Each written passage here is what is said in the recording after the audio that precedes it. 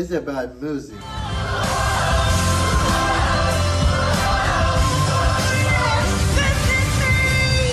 It's about dance. I've been walking with my face turned to the sun.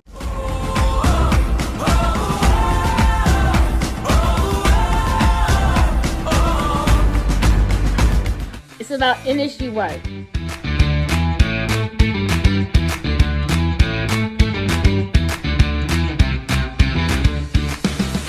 King Boy needs a bath. King Boy needs a bath. Can I wash King Boy? Mommy, you don't have to die tonight. I missed you, Tom. This is Tammy. Tammy, this is Ricky. Hilarious. No, that's, please, Rodney. No. I get it. No, you don't. Yes, I did. No, you don't. Yes, I do. That's not the end. What about student loans? Yes, and I paid mine off this year. Then claim it. That interest is a huge write-off. This is one of our independent living classes. Students are working on bill paying and budgeting their money. Do you know who killed him? It's still under investigation. How did you know that Clark was murdered? Officer.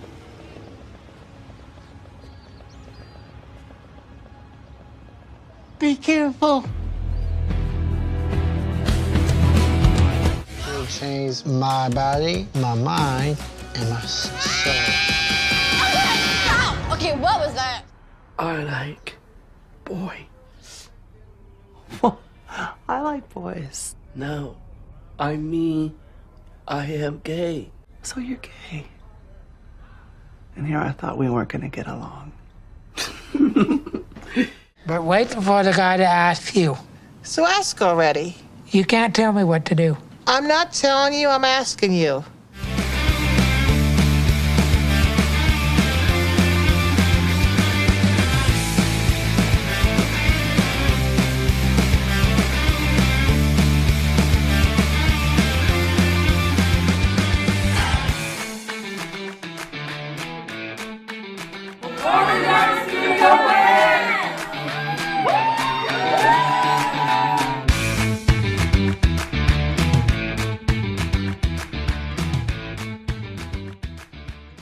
Okay, today's going to be a wonderful day, a really informative and learning and loving day with one of our family here at Performing Arts Studio West. She is, a solid force that is keeping this place together. One of the people that really keeps this place together. She is a love. She is a main force behind getting out the actors, the performers, and getting them in front of casting directors who can hire them, getting those auditions and bringing them to you for you to create. She is the director of talent management. She has been an art director. She has been a set dresser, a wardrobe coordinator, associate casting director, a script supervisor, a stage manager. She's acted, I could keep going on and on and on. Let's just bring her on. We all know her. We all love her. And here she is. Let me see. Okay. I just want to, I'm trying to get, oh, there it is. There she is. Carmel Wynne. Hello, everybody. Thank you, David, for that introduction. Well, my pleasure. I have to say, one of the things I love each week about working here is I get to connect with Carmel over the phone, over Zoom, over different ways, because she throws out, okay, I have this audition, and she'll tell you more about this, but she calls me up and says, can you coach on these people and film these people? And then we have fun with it. Before we, we're gonna, for those who have questions, we're gonna be able to, hopefully you have questions about management and agencies and pictures and resumes. So that's what we're gonna get into today in the next hour. I'm gonna start off, Carmel, just with a few questions. Okay. What or why were you or when were you drawn into the arts? Wow, that's kind of a tough question. I guess I always just liked art specific things in general, just from a young age. I mean, I even remember, and this is more visual arts, but I found a little picture that I had colored, and it was when I was like 5 years old, and I had drawn my room and colored like the artwork to the exact. I drew my room and colored it. So I've just always had an eye for visual art, and then just with the performing arts, I really got into that probably in my early 20s. I was just attracted to it, and just thought, hey, I want to give this a shot. Yeah. And so I started pursuing acting, and then moved to LA. And then I started shortly thereafter teaching at Performing Arts Studio West. And then I was really introduced to it on a completely different level, and I loved every single minute of it. Now, how did you get to Performing Arts Studio West? How did you find out about it? I found out through a friend of mine. She referred me, and I was brought on as a acting teacher. I co-taught a lot with Diana Elizabeth Jordan, many of you know. And then I was also brought in to work on the productions, the in-house productions, and doing the costumes and sets and props and stuff like that. So, and then we felt that there was a need to get our actors out more in the entertainment world. And we thought, well, wow, what if we could just even get them out there doing some background work? And so that's kind of how the whole management department of Performing Arts Studio West was started. So you created it. Yes. You were the one who lit the match, so to say. Yes. Positive fire. I love that. Now, this is one question that keeps coming up in many people's minds. What is the difference between, because you're a manager, correct? Correct. So what is the difference between a manager and an agent, for those who don't know? It kind of really depends on the level of where you are in your career. With me, we do basically the same thing as an agent. Submissions, getting auditions, working with the casting director, working with production, following through with all that. But as a manager, we also can be a little bit more personable. Maybe you need more direction with your headshots. Maybe you need coaching or something like that. So a manager does a little bit more that's more personable. An agent is just somebody that will get you that audition, they hand it over to you, and they're done until they may get a call back or something like that. But so a manager is more personable. And then on a much higher level, they will even, work with, if you have a publicist or something like that, they will work closely with them. So it really depends on the level you're at, but basically they're the same thing, where we are today. Got it. One thing that also just rings in my head is some people, before I heard, and this might completely, can managers also write up contracts? Or does it have to be through an agent? Or no, a manager, they don't necessarily write up a contract, but they can review the contract. And then if they need to, make adjustments or, go back to casting or something and negotiate with production, they can do that as well. But they don't necessarily write up a contract for the performer. The only contract that they would write up is their management agreement with the performer. Right, got it. This is so good too, because Carmel has been, like I mentioned, all these jobs you've had has brought you to this place. As being also a casting director, what casting is looking for. Yeah, I mean, I think you learn over time too by just constantly going through things. And then, you know, even when there's a commercial that comes on, I kind of look at how they have cast that and what they may have been looking for in that. And that changes as the world itself evolves with different things and whatever's popular at the time and as products come out and stuff like that. Just to give an example. But yeah, I think I've always kind of had a really good eye for maybe that personal fit into that. And I also like to, when I'm doing submissions, really think outside the box. And that has worked on a number of occasions where, you know, they may have not have been thinking somebody like that type of person for that role, but then they call them in. Right. Right. I'm gonna probably ask another question, then we're gonna get right into, for those who would like to ask questions. In fact, I could, you know, go down the line, but be sure you either raise your little yellow hand there, put that in the computer, or here comes the hands.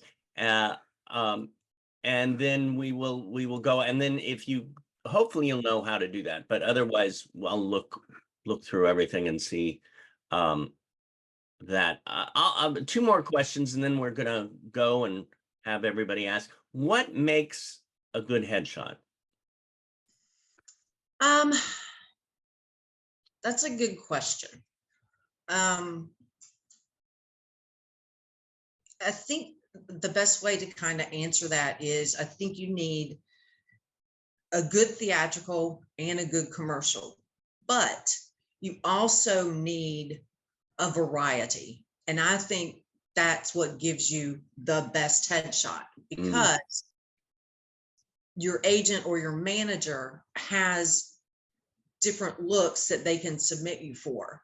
You know, whether you might be the next door neighbor or you might be a mechanic. Those are kind of two different looks, but they can kind of be the same as well, depending on what neighborhood you live in. You know, it might be more of a mechanic looking, but I don't necessarily think that you just need one good headshot. I think you need a variety of looks. In terms of framing and stuff, I think it's very important that it's basically your chest up and you're looking directly into the camera. Now, if you are pursuing more of model or print jobs, then that may be where you're looking more off to the camera, but you would still want one that you are facing the camera as well. So it's really hard to answer what is a good headshot. Again, I think it's more of having that variety, because if I just have that theatrical headshot, but yet there's a commercial that wants somebody that has a lot of comedy, well, we need to see a smiley, happy person instead of just a straight on serious. Otherwise, you're going to get probably looked over when they're looking at, you know, hundreds and thousands of submissions.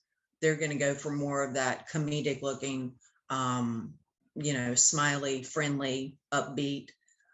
So it really depends on what the role is. And again, it's just having that variety. Technically making sure the light is you're very lit up. A key factor that I like to see in headshots is you can see, if you look at some of them, you can see little pin lights in their eyes, and that really makes your eyes pop, and that's what they want to see. Okay.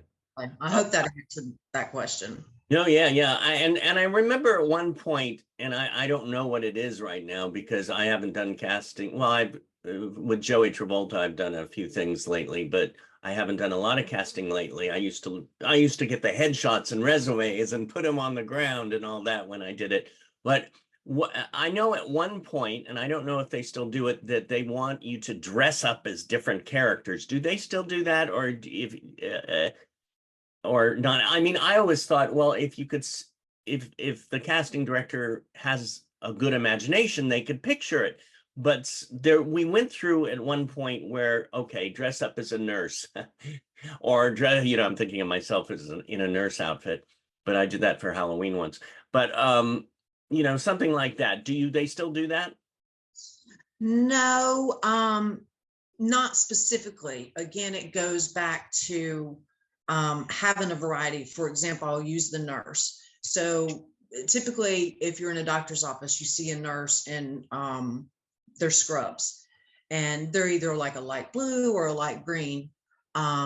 Typically, some of them have prints on them. So maybe for a female, if you can play that nurse type role, maybe you do a headshot in like a light green or a light blue, but that could also be, you could get a smile, a shot with you smiling in that, and it could also be the mom.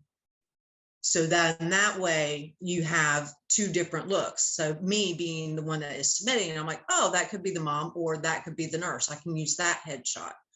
So they don't get specific. And in fact, I think they would kind of shy away from that these days, because what the casting directors see are like you're seeing on the screen right now with all the windows. They're this little and they're flying through them, and they're used to looking at so many. So those headshots have got to pop. Right. And I would say, I want to add one other thing. Another technical aspect of your headshots is keep your background really simple. They can have color. Color's good, maybe interesting texture, and hopefully the photographer or whoever's taking those photos can blur that out. But you want to basically have it solid. You don't want to be, in front of a waterfall or something like that. Got it. This is all good. I'm so glad, I'm hearing all this coming from you, and it's like, this is so, thank you for doing this. Let's get questions. Let's see. We'll start with Tracy Turner. Tracy Turner. Hello, my dear. Hi. Hi, Tracy. Nice to see you. Oh, nice to see you. I have a couple of questions for you.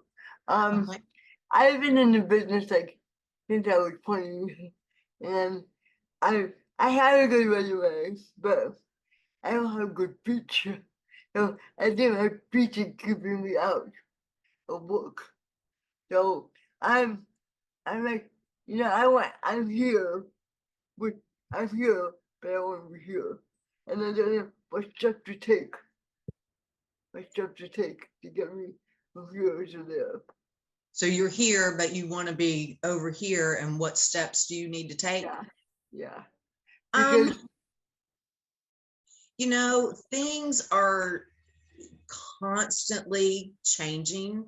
And I think especially with all of us going through the pandemic, things really changed, and it was really challenging in the beginning because we weren't used to doing things like that. And now it's the norm. And the challenge, I think, is because the casting directors see so many submissions now and so many self-tapes, they see so many more actors than when they did in person. Therefore, the numbers game has increased substantially, meaning that, yes, you can get called in, but you're also competing against a lot more people. So I think what you just need to keep doing is being involved in class, being involved in as much as you can, whether you have, I don't know if you did the Easter Seals Disability Film Challenge, but getting involved in stuff like that, meeting people. I don't think they really do many casting workshops anymore, but just really be involved in class, make sure, you've got decent headshots. Maybe you have an agent or a manager that is submitting you, and, speak with them about if there's anything else you can be doing. But I would just say, just really get involved in all that you can. Well, my agent is no longer working, so I have no agent anymore. So You don't have an agent anymore. no, I don't have no agent anymore. Now, if we're, let's say, if everybody or whoever here is a part of Performing Arts Studio West, they have an agent. I mean, they have their management, right? Which is you, right? But so we have to put your name on the resume. that. Because I'm not sure how to do the resume. Oh, do you put your name on the resume? Put Page. PAS. PASW. Actually, Tracy, if you want to email it to me or email it to David and I can take a look at it and then we can communicate. Okay, thank you, ma'am. Okay. I really appreciate your time. Thank you. Thank you, Tracy. Thank you. You know, it's Tracy brought up a good thing. What makes and this is sort of a blend of a question. What makes a good resume? And then some people would say, well, I don't have much. I haven't done a lot. I've maybe done 2 or 3 things. What is your comment on that? What makes a good resume, and what if you only have 2 or 3 things? Another good question. One that's kind of, it again, kind of depends on the person. Of course, there's a basic format to follow. That's pretty straightforward. The other thing, especially if you don't have a lot on your resume, is to really not hype up, that's not the right word, because you don't want to put something on there that you don't really do, but make sure to include your hobbies, things you like to do, whether you've worked in retail or you've worked at a fast food restaurant. It doesn't have to necessarily, doesn't necessarily have to go under hobbies or anything, but you could go under other interests. You can make a special category, so that maybe if a casting director is interested in calling you in, then maybe they have something to ask you, and that could almost be like a meet and greet, and they get to know something about you, but they have a starting point. In terms of resume, for those of you that are on the casting websites and have your own profiles and your own accounts, the major thing that I am seeing, and it is really going to come down to this in the future, is you need to have some type of reel. There is a type of project that keeps coming out called vertical short form now, and they basically don't want a submission without a reel. So some of those we're losing out on. And then reels is a whole nother thing about how to go about that. The other thing too is if you have social media links that you're on, I forget your handles, like your Instagram handle, make sure those are somewhere on your account or on your resume, or make sure that your agent or your manager knows them. Send a link to them so they can save it and so that they can have it, because a lot of times, especially with commercials now, they will ask for us to include their handle, their social media links. If for me, for example, I don't have that in a link where I can just copy and paste, it's taken up too much of my time to go out there and try to hunt it down, because I can't do that for everybody. Right. There's too many submissions and there's too much that goes on during that day of submitting. So those are 2 really, really, really important things in moving forward. I cannot stress this enough. Okay. Good stuff. Max Broomer is here. Hi, David. It's nice to see you again. Before I go, I apologize for missing out last week's class. I had some things to take care of, but I'm glad to be here. And Carmel, it's very nice to meet you. My question is, as of right, can you hear me? You're breaking up a little bit, but keep going and we'll try. Can you hear me? I'm sorry, my computer for some reason it's been freezing up today. Can you hear me? Yes. Can you hear me?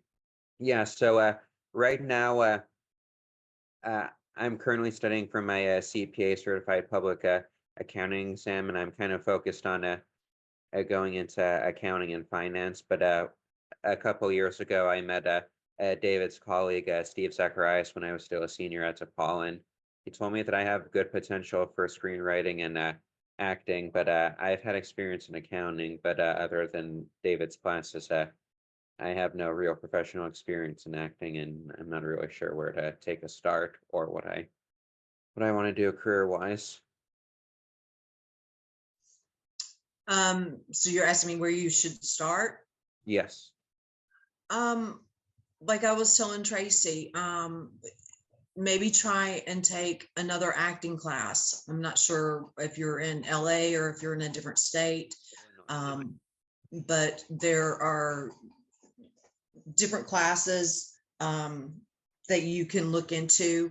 I would say start with seeing if they will let you audit classes, and then go in and try a few and see what feels comfortable to you. Maybe even, since you like screenwriting, maybe you even like behind the scenes, maybe community theater, you could do something in the crew or the stage area, and just kind of get involved and get more around the whole performing arts situation, and just kind of see where you fit in. Like I said, I kind of fell into it, and extremely grateful and thankful that I did, because I absolutely love what I do. So I would start there. Again, continue, being involved with the things that David has going on, Meet the Biz, even the Easter Seals Disability Film Challenge, maybe even behind the scenes on something like that, so you can be involved, in a set and see all the production that goes on, because there's so much that goes into even just a short film. Yeah, and Max is a wonderful writer, so he can even write on the film. Yeah, absolutely. So thank you, Max. Of course. Let me see who we have next. We have Kira Taylor. Kira. Wait a minute. I'm going to ask to unmute. There we go. That's Hi. Hi, it's good to see you. You too. And it's nice to meet you. I don't know if I just said that right. Carmel? Carmel. Oh, Carmel. Oh, that's pretty. Well, I live in Florida. I wish I lived in California, because it would be truly amazing to see you all face to face. But I'm personally trying to get back into acting after being gone for 10 years. I don't have much experience. I didn't at the time. So I'm really focused right now on trying to get more experience, and am starting to apply to like agencies. And I didn't know if maybe you had any advice of, I guess, like what the agencies look for, and like the first kind of steps to get to where I want to go, basically. Well, I think since you're trying to get back into it, I would search out for certain agencies. Some of them will tell you whether they are taking new clients or not. Even though you may not have done a lot recently because you're trying to get back into it, just be real confident with where you want to go, what your passion is, what you're good at, where your talents may lie, what skills you may have. And then, if they're doing any background work in Florida, which I do see at times, try and get involved in that, just to get to be around people. Even crew too, again, community theater. Classes, get involved in classes, because if you're involved in a class, you're going to get to know other actors that are out there that have an agent or might be going out to auditions, and you'll kind of build your circle. Again, just as much as you can do. I mean, you kind of just really have to throw yourself all into it and just go for it. Thank you. I appreciate it. You're welcome. Thank you, Kira. Let's see who's next. How about Bernadette? Bernadette Planting. Good morning. Hello. And pleasure to meet you, Carmel. Thank you. You too. I was wondering if do managers, or is there someone else that might help? Let's say someone like myself who's never done any of this in one way. In other ways I have. I mean, when I was a little girl, I liked community theater. And there were dreams I had that I never believed in at some point. And then all of a sudden I woke up one day and decided I really want to do this. And I do believe in myself. And I do think this is something that will be fun to do. But how do I come up with I don't even know what it would even look like to have a resume with nothing on it except to say, if you believe all the world's a stage, I played the part of a child and a teenager and a mother and a horrible person and a lovely person and an angry person and a very compliant person. I played every role you could possibly be in this lifetime except for dead. and I think that I can actually bring those to life just if I remember things. I want to try, but I don't know, how do I pick out a manager? How do I go about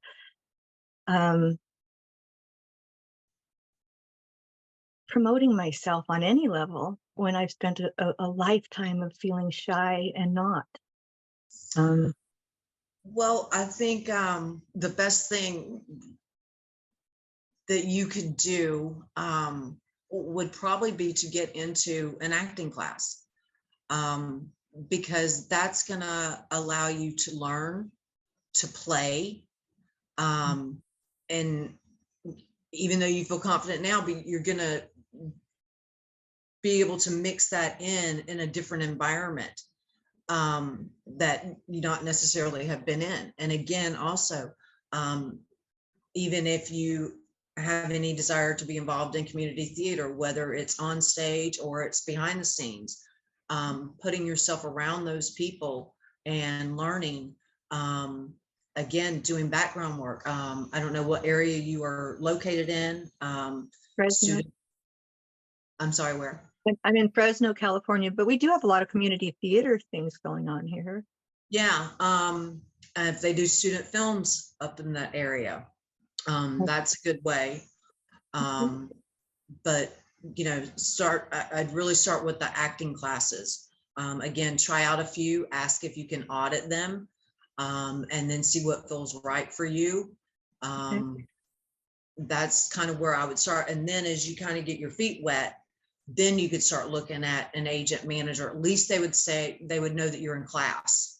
And you could put that you did something as a child on your resume because you actually performed, whether, it was 30 years ago or it was 2 years ago, you actually were a performer. So that could be eventually on your resume. But I would definitely, start with the training. And I think an agent or manager that would, consider you would tell you the same thing. Okay. Thank you, Bernadette. Thank you. Let's say somebody's saying we want to be with Carmel, we want to be with Performing Arts Studio West, and they're not. How would they go about submitting to you?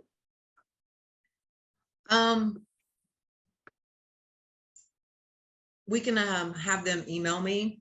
Okay. Yeah, we can do that. Sounds good. That's good. Let's see. We have Brian Pierce here. Brian Pierce. Hi, Carmel. Hello. My first question is that me and my friend Nalasha, we like the actor and actress. We don't have acting agent. How could we go about doing that in acting and singing? You have an agent? No.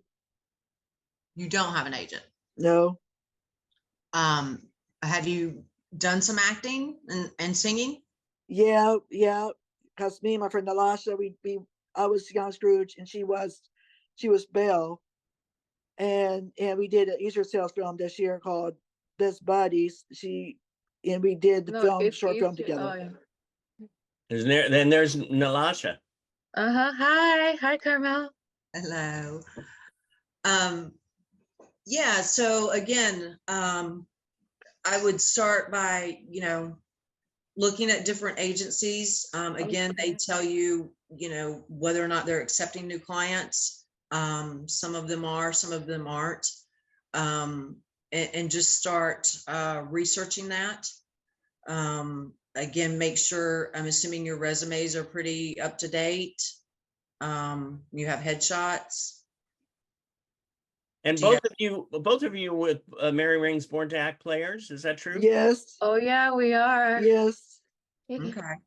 So yeah, you've probably got quite a number of things on your resume, because I know she's very active with her group. So Love it. Well, thank you, Brian. And I know Nalasha, you had a question as well. Oh yeah, Carmel, how is this how is the steps like getting a manager and agent? Because my parents are working hard for that for me, because as a Sri Lankan American, I want to change the world, being an actress and singer. And how can I get an agent and manager? Well, like I said, in general, you typically would research the ones in your area. There's ways you can just Google and they'll come up and they'll tell you about themselves. Now there's agencies out there that represent, your A-list, famous stars and stuff like that. They're not gonna, they basically, that's their clientele. So you want to look for more of the smaller agencies to get you started. And just, do your research like you would do your research on any other thing, and then put feelers out there. Again, I can't stress enough to be in class, which it sounds like, you're involved with Born to Act. So That's where I am. you guys are actively doing things. So you're getting that training, that experience, in a, on a good level. So, but yeah, I would just do some research and see what's out there. And again, talk to the other people that you're around, the other actors that you're around. Oh yeah, I did talk to Susan Yale again about it. She says you don't need dancing. She says you need to keep coming to class and also do local theater. Again, community theater. The more people that you guys are around and you grow those connections, you're going to be able to help each other out. Thank you. That's why I'm connecting with the other assistants. Thank you, Nalasha. Welcome. This is good stuff. Good stuff. Let's see. I'm going to get to Ken in one moment, but I know that Kira wrote something that popped into my head too. She said, would I need to live in California to be considered for any agencies in California?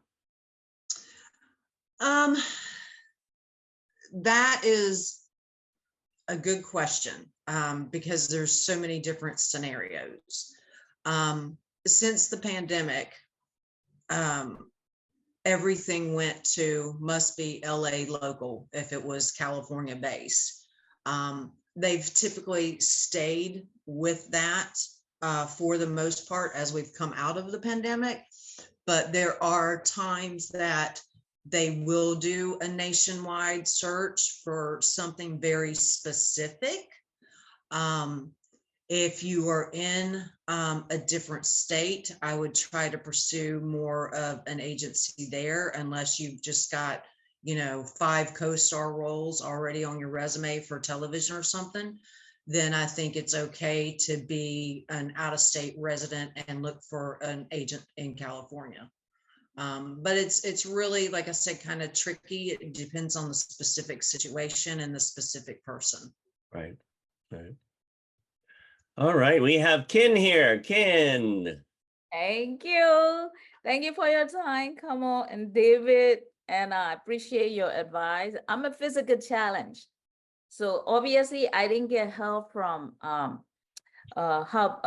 Regional Center. They for more intellectual disability. I'm physical. So I just want to let you know that the reason I'm in performing art because of David. And I got lucky that last time Carl called me and to participate in what is that, Easter Disability? David saw it with Diana and everybody. It was my first. I was so thrilled. I was only like 2 seconds guest. So I got my resume. I posted with the headshot. It was very professional in entertainment resume, I assume, because my resume are different because I'm a fine artist. So the point is, I have very little experience. I'm a physical challenge. I haven't get a headshot for a while. I got it. There's some photo I posted. So I just wonder, some people advise me I can enroll in Actor Access. I got some scam before the agent or whatever. I don't have manager, I don't have an agent. So I just wonder what kind of advice you want to give me to move forward to get into that direction completely, you know. Well, congratulations in working in the Easter Seals Disability Film Challenge. Thank you. That's I was awesome. so thrilled. I was so thrilled. Yeah, that's great. So Actors Access, that's a really good point to bring up.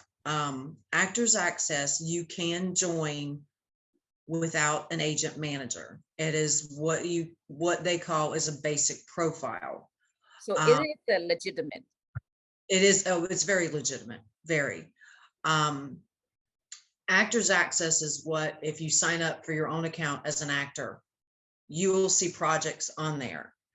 It is the actors version of what agent managers and casting directors and producers and directors use breakdown services. They're the same, but the Actors Access is where you can sign up yourself, do a basic account, or you can pay a yearly fee where you can upload more photos, you can upload videos.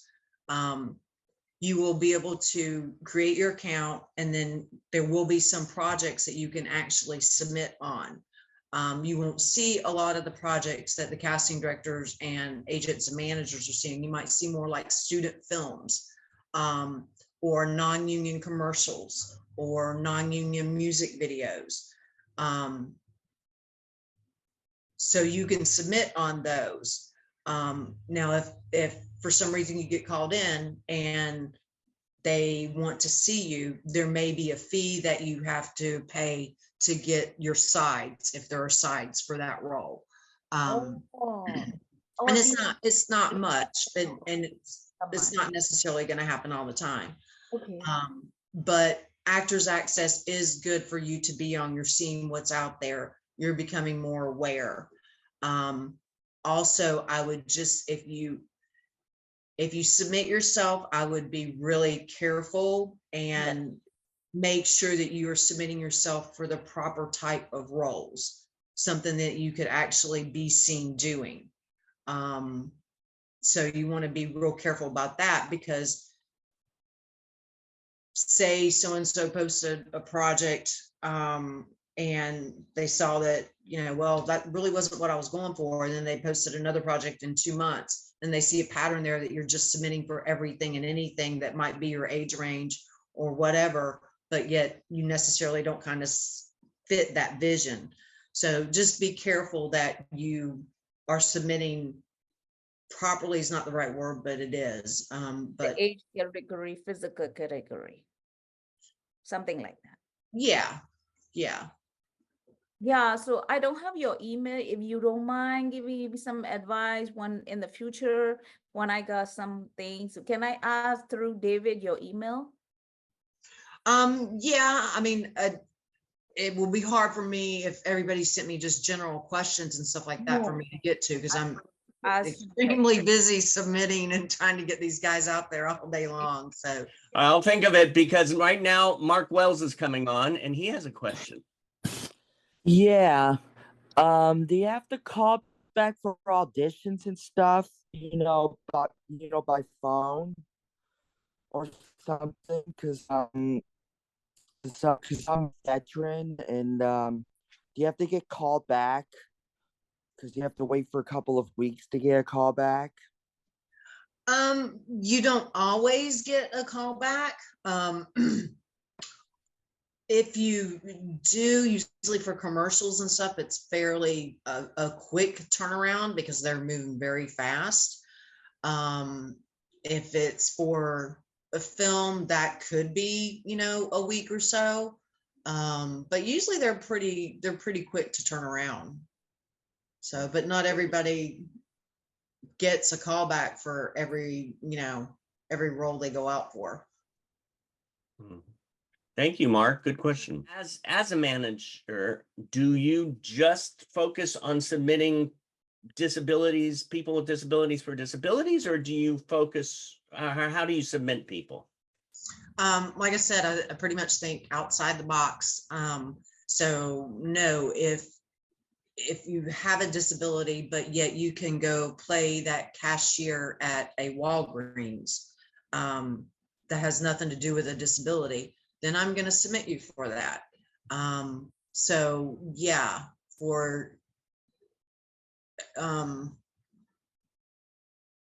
that's one thing I love to do, is see those general roles, and you can see that person in that role, whereas the casting director may not have written, or the production may not have written it as it has a disability. But why can't that person with a disability play that role? So yes, I do not submit disability specific only. Now, when those roles come up and that is what they're looking for, then I try and put everybody in there that I can, because you never know. I mean, sometimes I've submitted 15 people for one role and they call in 3. I have no idea why they called in the 3 that they called in. It is completely out of my hands at that time.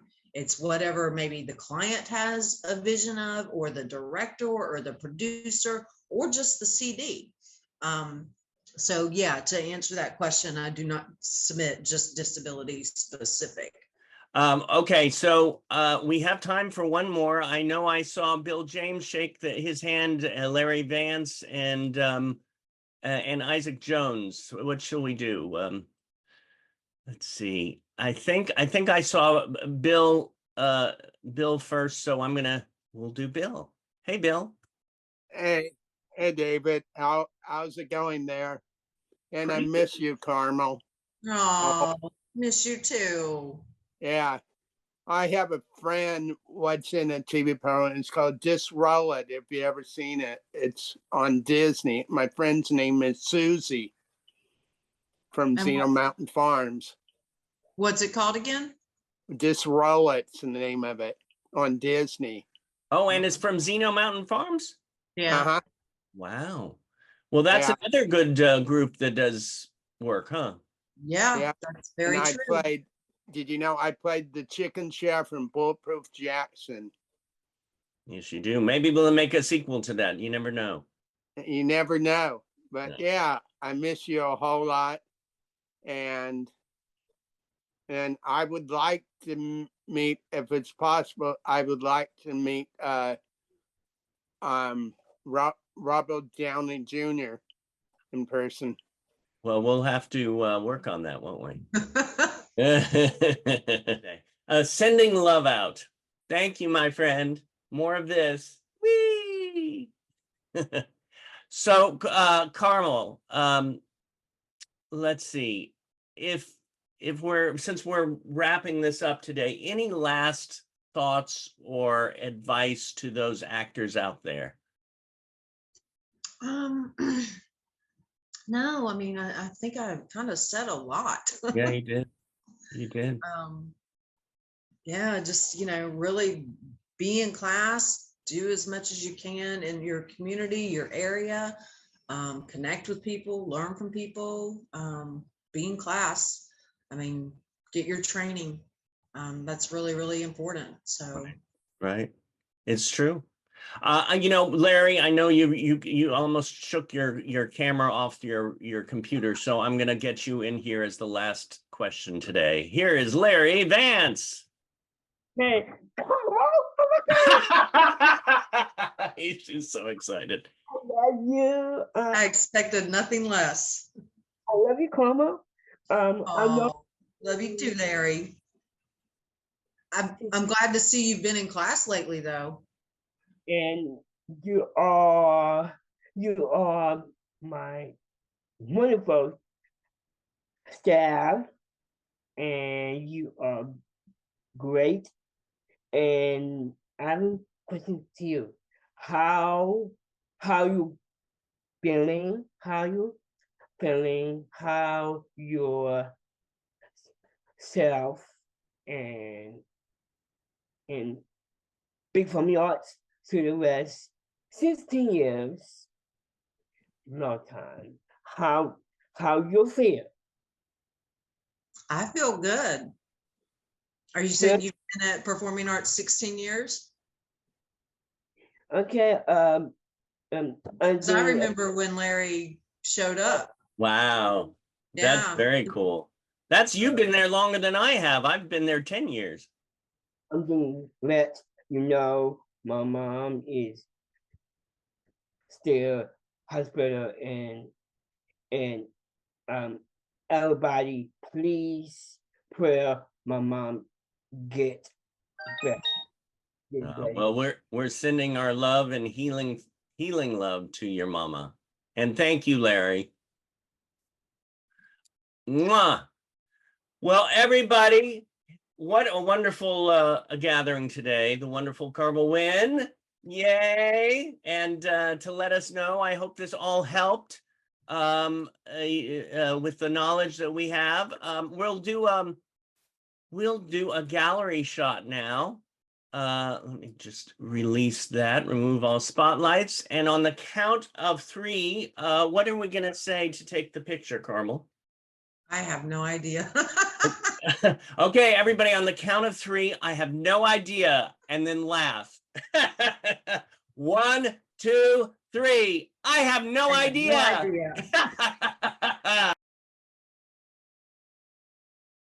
idea.